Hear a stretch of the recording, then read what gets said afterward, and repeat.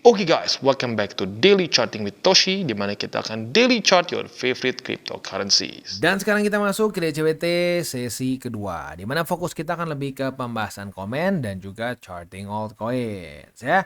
Nah, sebelum kita masuk ke DCWT sesi kedua ini, ada pesan dari Sato ya.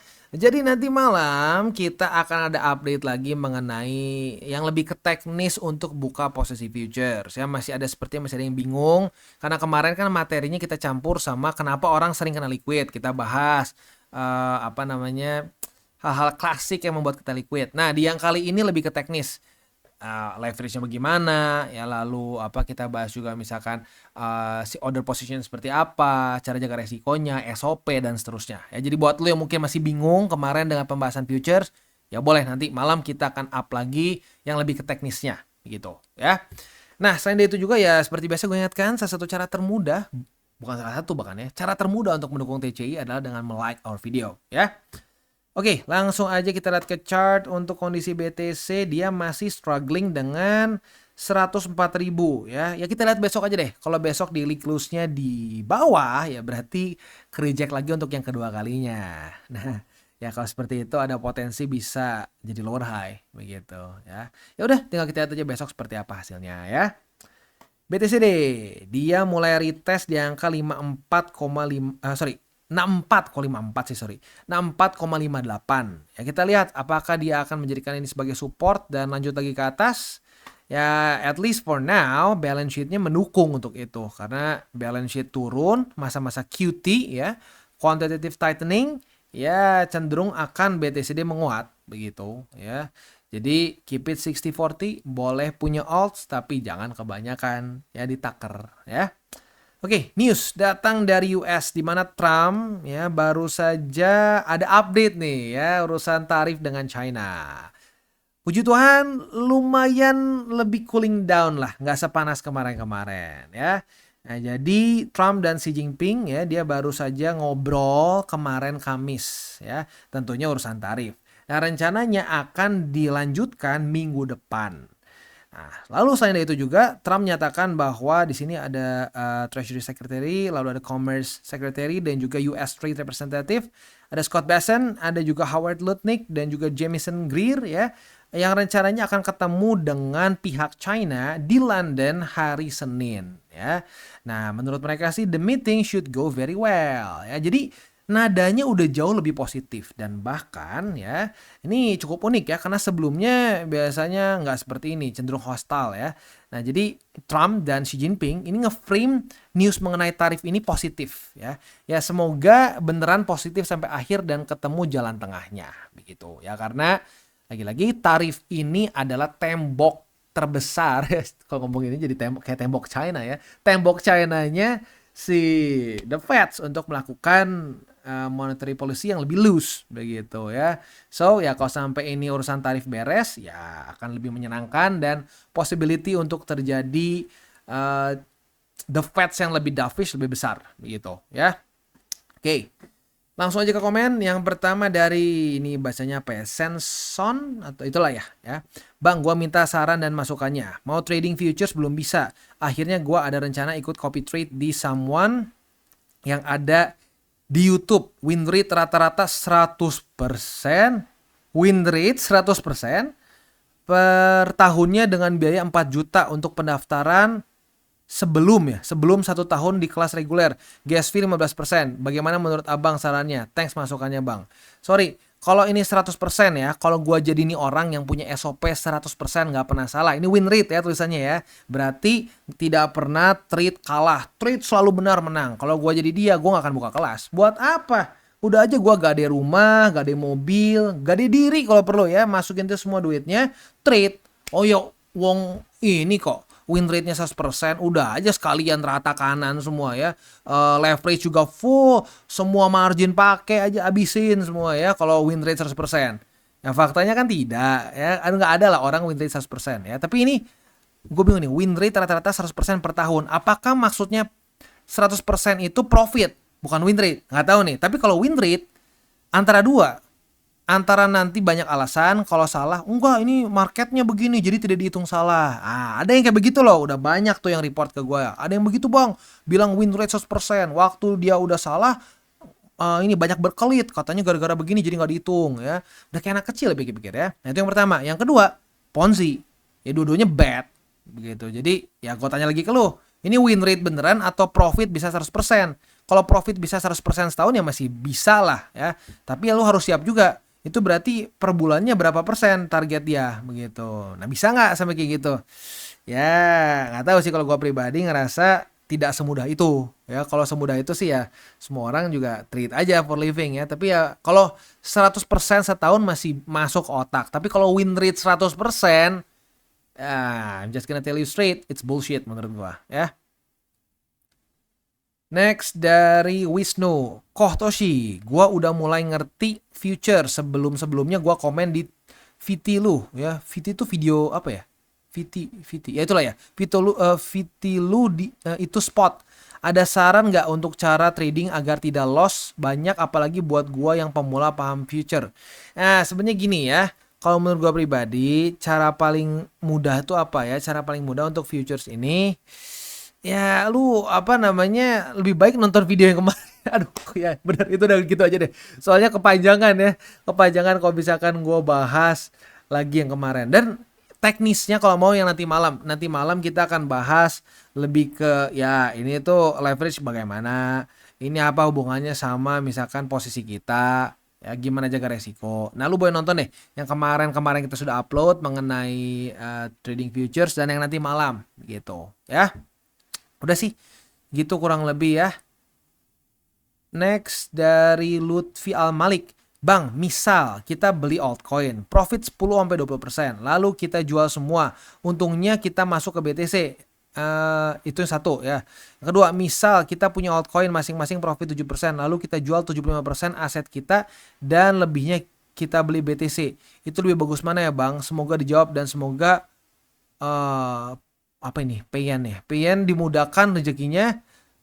By the way, gua pakai Indodex. Gini ya, sebenarnya gini loh, bro. At the end of the day, lu mau caranya gimana pun monggo. Tapi kalau lagi masa-masa QT, masih masa-masa QT nih, balance sheet masih terus begini, just keep BTC at max 60%. Aduh, ketarik ya. Ya udahlah, hapus aja. Oke. Jadi just keep it 60% BTC. Begitu. Kalau lagi masa-masa QT. Tapi kalau udah masa QE, udah masuk ke altcoin season, BTC dia udah terjun payung, ya udah biarin aja itu altsnya terbang-terbang dah. Tapi ada SOP TP begitu ya. Sisanya lu mau dapat dari mana caranya, mau lu putar balik porto lo atau kayak gimana, monggo terserah. Ya bagusnya mana, ya lu coba cari sendiri mana yang lebih bagus menurut lo gitu. Karena at the end of the day pasti setiap orang punya caranya masing-masing. Tapi just keep it 60% di BTC selama masih QT.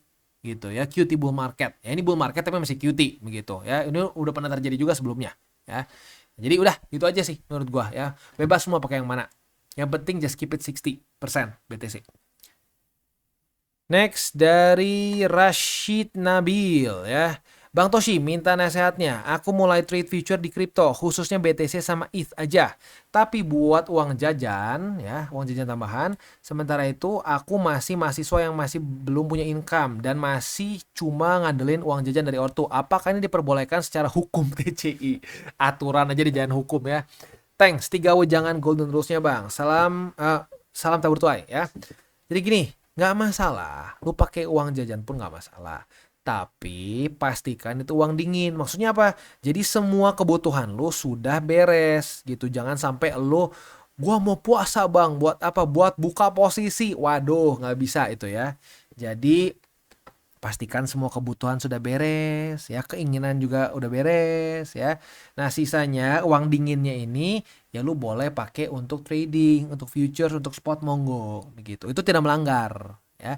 Sekali lagi yang melanggar kalau lu pakai jatah buat lu makan, buat lu bayar listrik, nah itu melanggar begitu ya. Dan bagus ya, gue senang di sini. Untuk uang jajan, bukan buat tiba-tiba kaya. Karena menurut gue banyak sekali orang yang hancur di futures itu bukan karena SOP-nya jelek kadang-kadang. Karena ya dia berpikirnya bukan uang jajan, dia berpikirnya harus bisa kebeli Lambo pakai itu duit futures. Ya jadi untung 100% pun kerasa kecil gitu loh. Ya susah kalau seperti itu ya. Jadi bagus ya, mindsetnya benar nih. Jangan berpikir bisa tiba-tiba kaya dari trading futures ya. Modal 100.000 tiba-tiba jadi triliuner gitu. Waduh, nggak ya. Sip.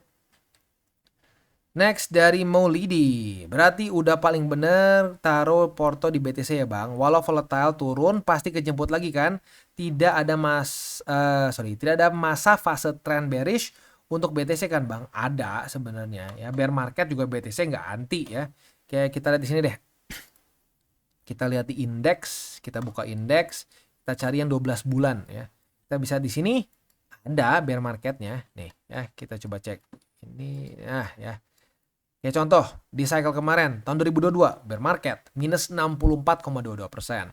Lalu di 18 Januari, ya berarti di cycle yang sebelumnya lagi, itu minus 73%, ya di tahun 2018. Nah, di 2014, dia minus 56,4%. Begitu, jadi ada bear marketnya. Tetapi, ujung-ujungnya kejemput lagi. Nah, altcoins tidak seperti itu. Nggak usah yang inilah, nggak usah yang meme coins begitu, nggak usah. Yang bagus pun itu ada loh kasusnya. Ini XRP aja. XRP itu baru menjemput pucuk dia di 2018 ya.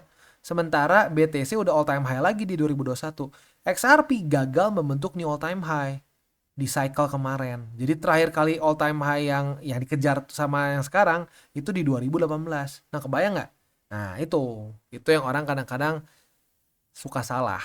Itu mereka berpikir bahwa buat apa pegang BTC ya, ujung-ujungnya juga odds bakal ngejar kok. Ya enggak, ini buktinya enggak. Ya di sini enggak nih. Ya, lu nunggu lama sekali. Lu nunggu berapa tahun coba cek iseng. Berapa tahun ini? Nih, harinya ya. 2557 kasarnya lah ya. 2557 hari untuk menjemput kalau lu sial beli di pucuk. Begitu. Ya jadi ada bear marketnya, ada fase bearishnya, tetapi tidak seperti alts yang bisa mati total aja. Ini masih kasus bagus kejemput karena memang ada gunanya ini token. Lu lihatlah kayak Decentraland, kayak Sandbox, kayak Raca tuh radio Caca apalah itu zaman dulu ya. Ya itu sampai sekarang nggak kejemput-kejemput kan? Hancur kan? Nah, ya itu ya. Jadi makanya ya gue cuma bisa menyarankan untuk jangka panjang tuh cuma BTC sebenarnya. Gue masih belum terlalu berani sebenarnya. Ya boleh kalau lu mau ambil resiko lebih, tapi kalau lu benar-benar konservatif, pengen jangka panjang, kesannya mau beli tutup mata, nggak peduli apa-apa, ya cuma BTC. Sisanya gue nggak berani, begitu. Ya, oke, gitu sih kurang lebih ya. Next.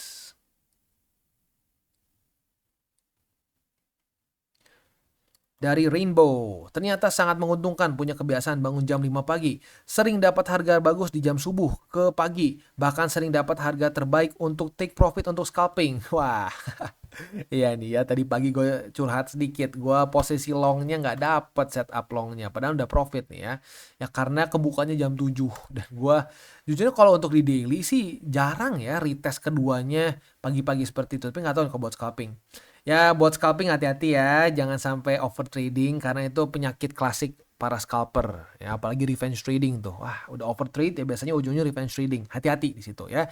Selama jaga resiko bisa kok ya, tapi ya harus lebih siap lah. Scalper secara persentase win rate-nya cenderung lebih kecil dibandingkan dengan day trader maupun swing gitu ya. Next dari LAN 12342.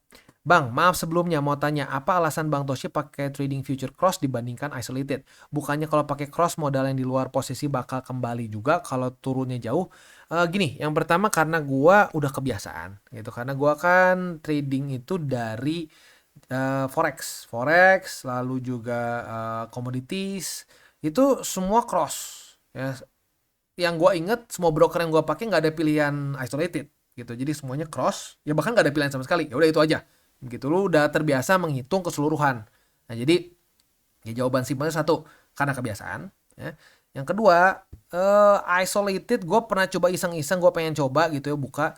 Ujung-ujungnya harga likuidasi jadi terlalu dekat. Jadi gue ngitungnya lagi males nih, ini gimana sih cara ngitungnya beda gitu dengan cross. Jadi kalau gue pribadi lebih prefer pakai cross karena kebiasaan. Tapi kalau udah biasa pakai isolated, selama lu bisa jaga resikonya nggak masalah begitu, dan lo make sense gitu, lu nyari profitnya make sense begitu. Jadi Ya monggo, mau pakai isolated boleh, pakai cross boleh, yang penting resikonya terjaga saja. Kalau gua pakai cross karena force of habit, udah kebiasaan dari dulu, begitu ya. Oke, itu kurang lebih untuk pembahasan komennya. Selanjutnya kita masuk ke buy limit. Tetapi sebelum kita masuk ke buy limit, seperti biasa gue akan disclaimer dulu bahwa semua konten dari TCI bukanlah financial advice. Ini semua bentuknya adalah edukasi ya. Lalu gimana cara mendukung TCI? Lo bisa like, itu cara paling gampang. Bisa like our video.